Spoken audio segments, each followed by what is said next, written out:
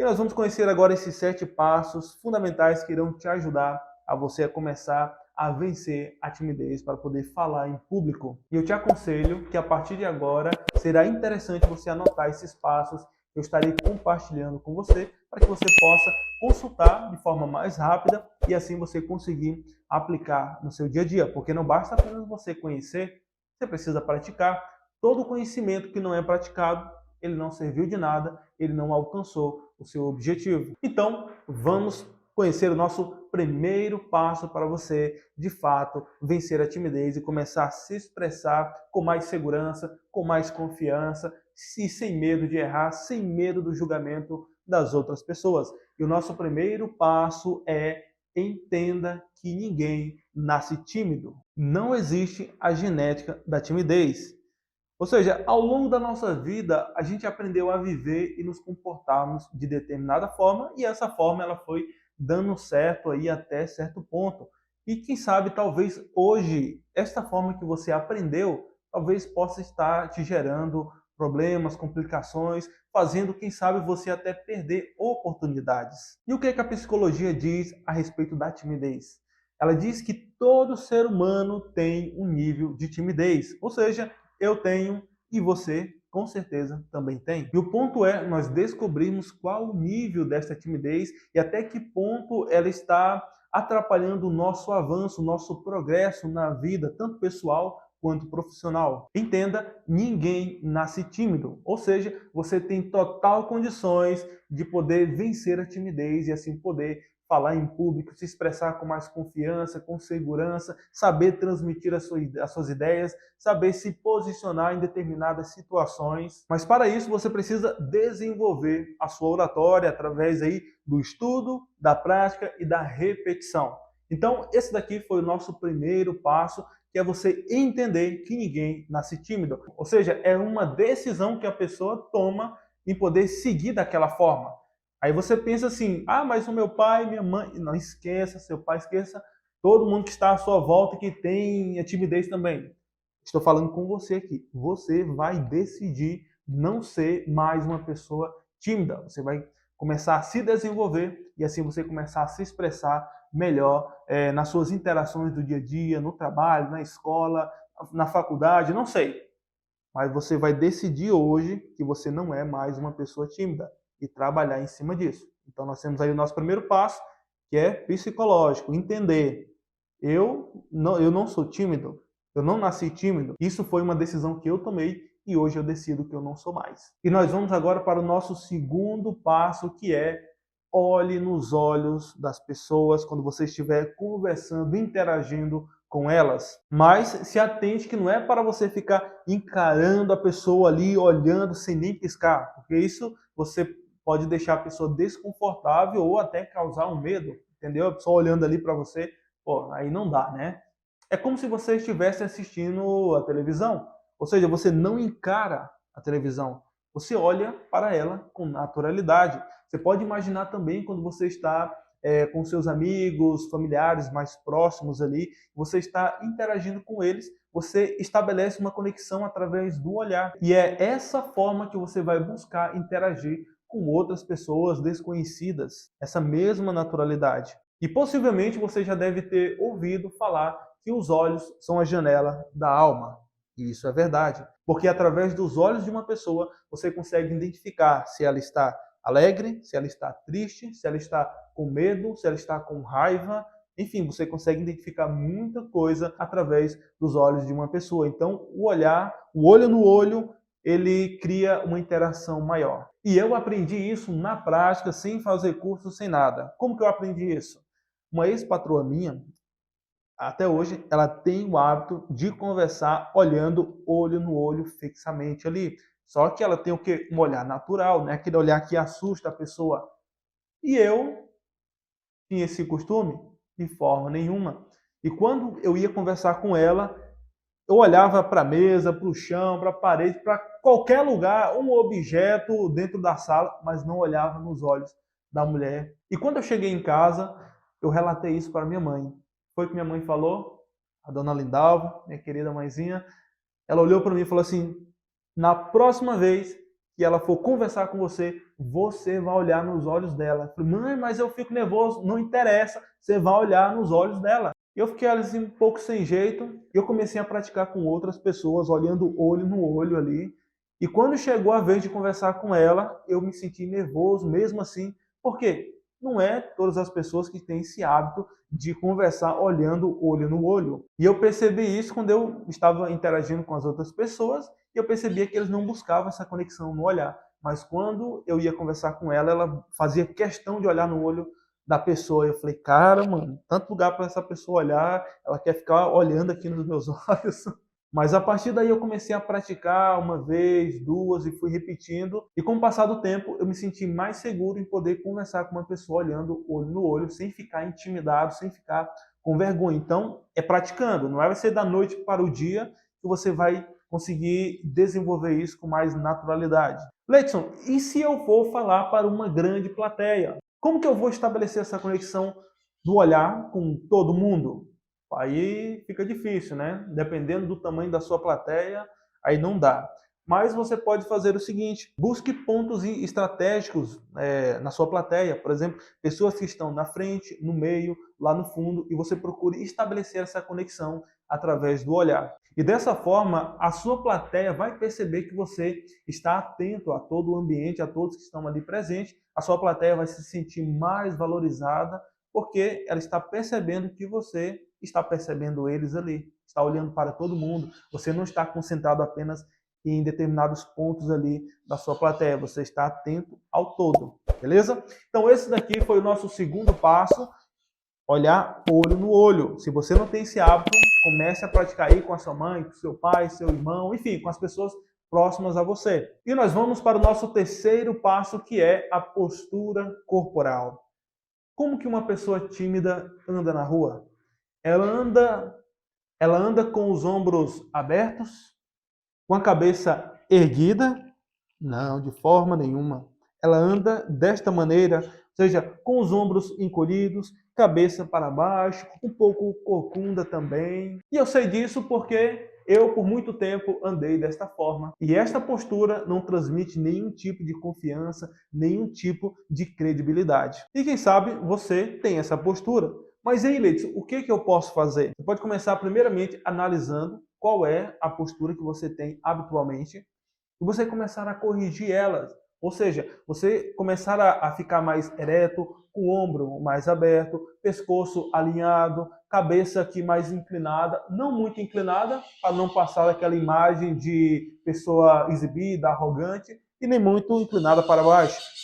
Ou seja, alinhada, olhar reto. E quando você estiver falando para alguém ou para uma plateia, procure manter a sua postura alinhada, porque desta forma você vai conseguir transmitir mais confiança e credibilidade naquilo que você está dizendo. E eu sei que para você, de repente, que tem uma timidez elevada, será desafiador fazer isso. Mas mesmo que seja, faça. Porque a sua postura, ela diz muito sobre quem é você e qual a sua personalidade. Então, esse daqui foi o nosso terceiro passo, você se preocupar aí, você procurar corrigir a sua postura. E se você precisar de tratamento, busque esse tratamento para você poder corrigir a sua postura, beleza? E nós vamos agora para o nosso quarto passo, que é confie em você. Se você ficar desconfiando de você mesmo, se questionando, será que eu sou bom o suficiente? Esse diálogo interno, ele é sabotador. E todo ser humano tem uma voz na sua mente. E essa voz, ela pode ser sabotadora ou ela pode ser impulsionadora. Se você ficar dizendo para você mesmo, é difícil, dá muito trabalho, eu não consigo, é difícil lidar com pessoas, esse diálogo, ele é sabotador.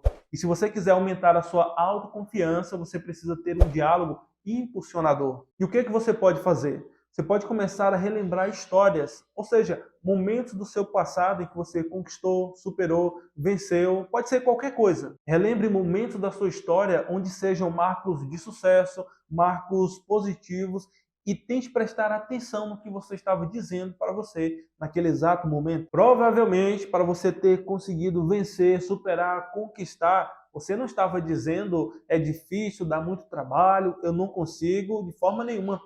Muito pelo contrário. Possivelmente você estava dizendo, eu consigo, eu tenho capacidade, eu tenho competência, eu tenho uma habilidade. Então, quando você tem esse diálogo, ele é impulsionador e ele traz à tona a sua melhor versão para você poder superar, conseguir avançar e desenvolver e alcançar aquilo que você tanto deseja. Então, pessoal, esse daqui foi o nosso quarto passo, ou seja, você confiar em você, você acreditar que você pode realmente vencer a timidez. Porque se você não acreditar em você mesmo, quem que vai acreditar em você? Ninguém. Esse nosso quarto passo, ele é psicológico, é você acreditar em você que você pode, beleza? E nós vamos agora para o nosso quinto passo, que é seja espontâneo. Ou seja, não é porque você vai vencer a timidez que você vai se tornar a pessoa mais expansiva do universo. Essa roupa não é sua, não vista. Porque falar em público é sobre você ser espontâneo para que você possa criar uma conexão com as pessoas. Ou seja, ser você mesmo. Leidson, mas como que eu consigo fazer isso? É só você parar por um momento e pensar como que você se porta diante das pessoas que você tem ali mais intimidade, que você conversa mais, que você tem mais interação. Tente imaginar qual é o seu comportamento diante dessas pessoas. Pense, você dá risada? É brincalhão? É mais sério? Mais conservado? Ou seja, o jeito que você é com essas pessoas é a forma como você vai replicar para outros ambientes. Por exemplo, com seu irmão, sua irmã, você pensa assim, poxa, eu sou parceiro, eu sou amigo, eu sou espontâneo aqui com meu irmão. Então, aqui você consegue perceber o seu eu verdadeiro. E esse mesmo eu você pode replicar em outros ambientes semelhantes a esse. Um outro exemplo também é no seu ambiente de trabalho, seu ambiente profissional. Como que você se porta, quais são as suas atitudes ali com os seus colegas de trabalho. Então aqui nós já temos um outro eu verdadeiro. Em cada ambiente que nós vivenciamos, nós apresentamos um eu diferente. Se você parar para analisar a sua semana, nos ambientes que você frequenta, você vai perceber que você tem comportamentos e atitudes totalmente diferentes de quando você está em casa, no trabalho, na igreja, na faculdade, em um ambiente social, um happy hour, não sei. Mas se você parar para observar, você vai perceber algumas diferenças ali, até na forma de falar, as brincadeiras, enfim. Então, cada ambiente tem o seu momento, tem a forma como você deve falar, se comportar. Porque se você foge do padrão, isso pode causar um conflito. Por exemplo, no seu trabalho, você está lá com mais seriedade, fazendo seu trabalho e tudo mais, e você traz esse mesmo comportamento para dentro da sua casa.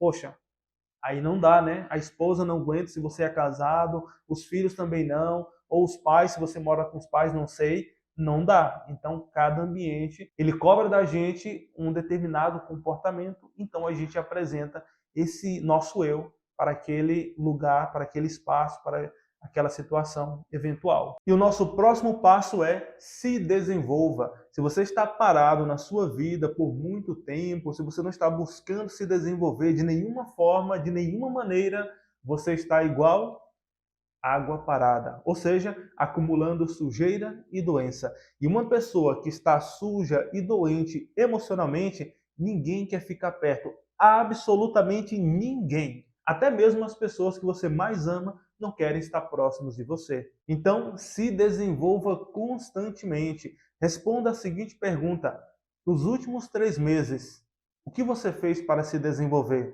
Qual curso você fez? Pode ser online, presencial, qual livro você leu, que palestras você participou.